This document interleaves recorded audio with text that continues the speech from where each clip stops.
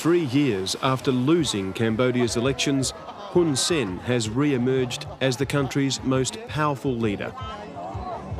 His autocratic style has reached such limits that he can shock even the party faithful, brought here for a provincial school opening. This time, he offers convicted Khmer Rouge war criminal and mass murderer Ieng Sary an amnesty for splitting with Pol Pot and calling for talks with the government.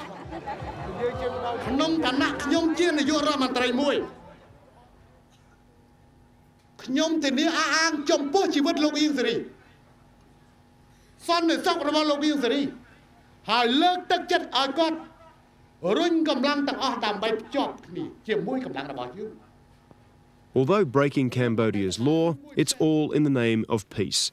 But in the process, Hun Sen fired another round in Cambodia's new Cold War, a war that has threatened to split the government.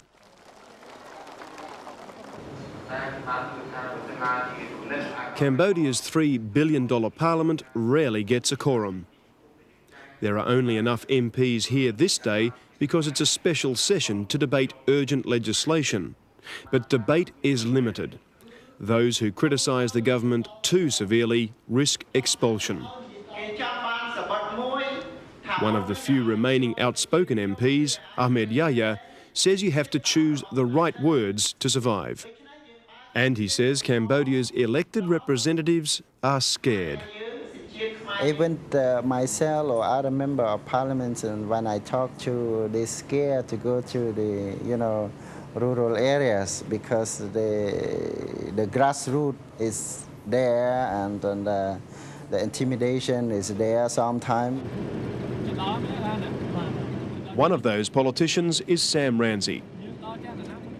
Ousted from his Funcinpec party and parliament for criticising official corruption, Cambodia's former finance minister launched his own party.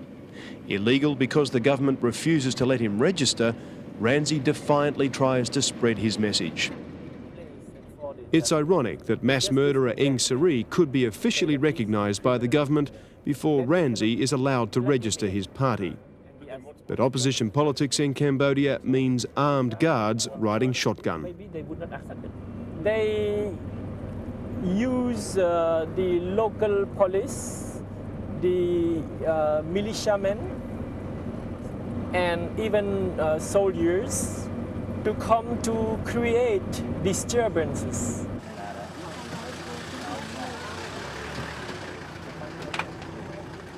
Today, Sam Rainsy is trying to open 4 new party offices in rural Cambodia.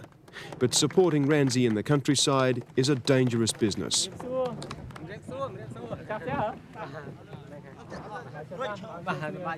As Rainsy tries to put up one of his party signs, government militia turn up. They've been ordered to shoot up the office and its sign, and probably anyone in the way. This is what Rainsy often finds. The government denies responsibility, but it's clear who they work for. I am very concerned by the presence of armed militiamen. There are a few of them around us. 2 of them tried to stop us from raising the signboard. They are half drunk. And there are other people with even rocket propellers. So I'm very concerned that after we go, they may come and intimidate and terrorize the owner of the house to pull the sign down. That's exactly what happened. 3 of the signs put up that day were torn down and destroyed on the orders of the local CPP or commune chief.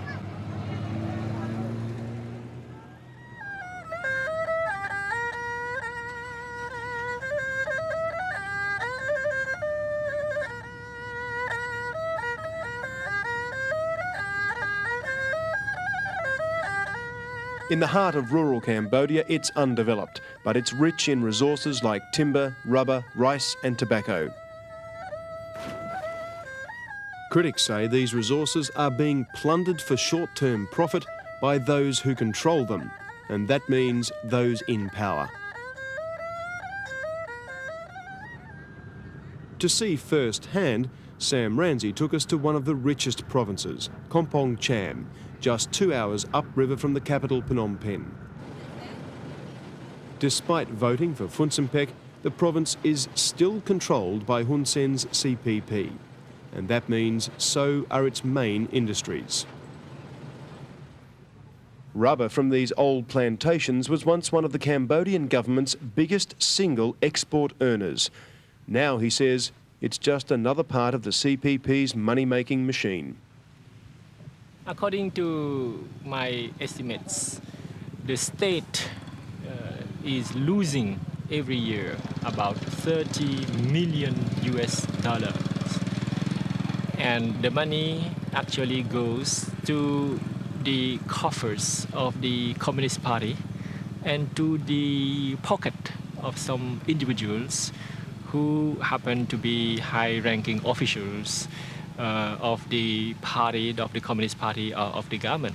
While the CPP rakes profits off state enterprise, Ramsey and others claim Funsimpec is also on the take.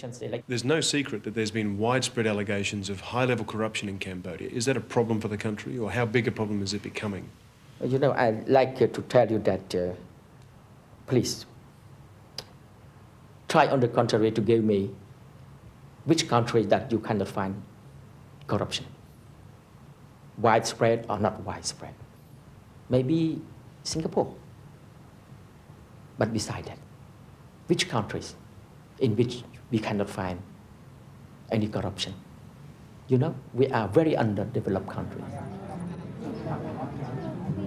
Meanwhile, his rival co-premier Hun Sen is in Cambodia's northwest on a development binge and pressing the flesh.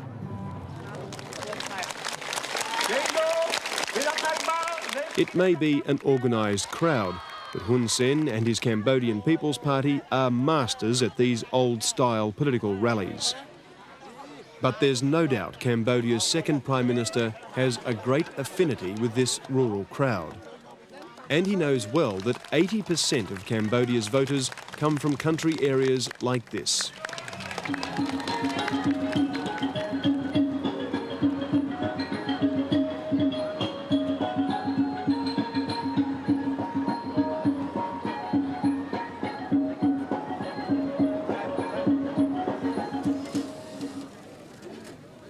Today, Hun Sen and his wife are opening another Hun Sen Development Centre, largely funded from their personal fortunes. They've opened more than 300 country schools like this, mostly with their own money or funds from his Cambodian People's Party. ខ្ញុំបានធ្វើកិច្ចការងារនេះតាំងពីឆ្នាំ79តាំងពីបាត់ដៃទទេរឿងស្អីដែលខ្ញុំមិនអាចបន្តអញ្ចឹងការបន្តរបស់ខ្ញុំមិនមែនជាយុទ្ធនាការបោះឆ្នោតខ្ញុំជឿថាធ្វើដើម្បីធ្វើជាអ្នកដឹកនាំដ៏ល្អគឺអ្នកដឹកនាំដែលចេះយល់ប្រជាជនហើយជួយប្រជាជន I mean to be the good leaders of the people is to understand the people and help the people. ខ្ញុំមិនអាចធ្វើជាអ្នកដឹកនាំប្រជាជនមួយនៅទីនេះនៅពេលដែលខ្ញុំមិនបានឃើញទុកវេទនារបស់ប្រជាជន We cannot be leaders of these people when we could not see their difficulties. បើដូច្នោះខ្ញុំគួរតែទៅបួសជាជាងខ្ញុំនៅក្នុងជានាយករដ្ឋមន្ត្រី If in such a way I'd rather be a monk than the Prime Minister. Is it fair to say that Samdech Hun Sen is already running the country, really? That this is he's really the តើជាការត្រឹមត្រូវទេដែលអាចនិយាយថាឯកឧត្តមជាអ្នកដឹកនាំប្រទេស លោកឃើញថាខ្ញុំដឹកនាំយូរហើយតើ You have seen that I'm running a country so long ago. 17ឆ្នាំហើយខ្ញុំដឹកនាំប្រទេសនេះ 17 years I've been controlling. ឬក៏លោកថាខ្ញុំជាមនុស្សម្នាក់ដែលនៅមិនមែនជាអ្នកដឹកនាំ Or you consider me not the leaders of the country? No, I do now. I'm saying, is it fair to say that Samdech Hun Sen is now still running the country, really? ដូច្នេះហើយខ្ញុំសួរឯកឧត្តមថាជាការត្រឹមត្រូវទេដែលខ្ញុំនិយាយថាឯកឧត្តមនៅតែជាអ្នកដឹកនាំប្រទេស បាទ Yes. And Hun Sen has used his position ruthlessly. He still controls much of the army and police, his tough personal bodyguard often used for the dirtiest work, like arresting political opponents. Princess Christine Alsen Norodom knows that fear firsthand. She's the unlikely victim of blatant government repression. Her husband, Prince Norodom Siravut, is the former Foreign Minister, Secretary-General of the winning Funsimpec Party and half-brother of the King. A few months ago, he was arrested by Hun Sen's toughs, sentenced to 10 years jail and exiled for plotting to assassinate Hun Sen. He might have made some careless remarks, but most observers say they were trumped-up charges in a purely political trial. The point was really to eliminate someone, a voice that was becoming a little too powerful against the present government. I don't think anyone, even those who brought the charges, take them seriously. Right. But what does it say about the state of freedom of expression and political activity that can happen? Well, it says don't raise your head too high. Yeah? If you're part of the system, stay in the system. The minute you get out of the government and you are a powerful person that may draw some audience, you become an enemy. Could you tell me why you, first of all, as Fun Sepek Prime Minister, why you couldn't save Prince Norodom Sirirut from exile and sentencing?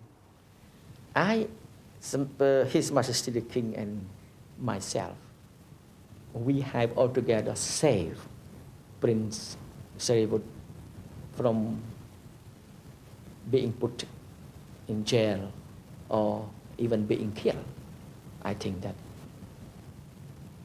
it is the least really we could do for him. Yes.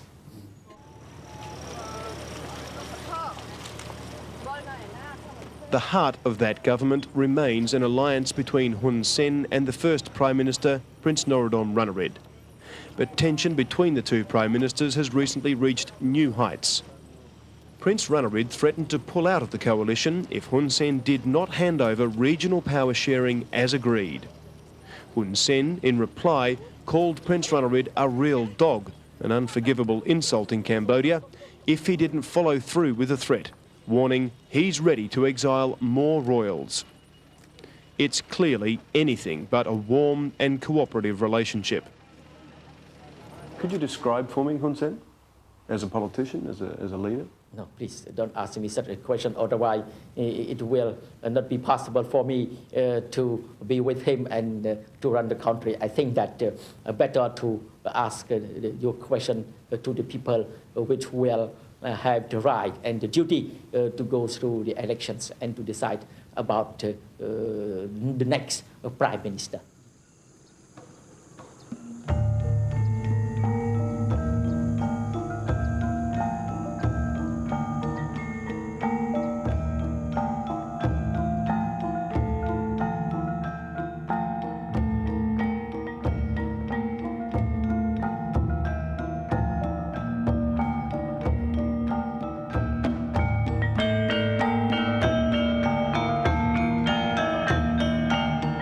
While Cambodians pray for a lasting peace, their future is anything but blessed.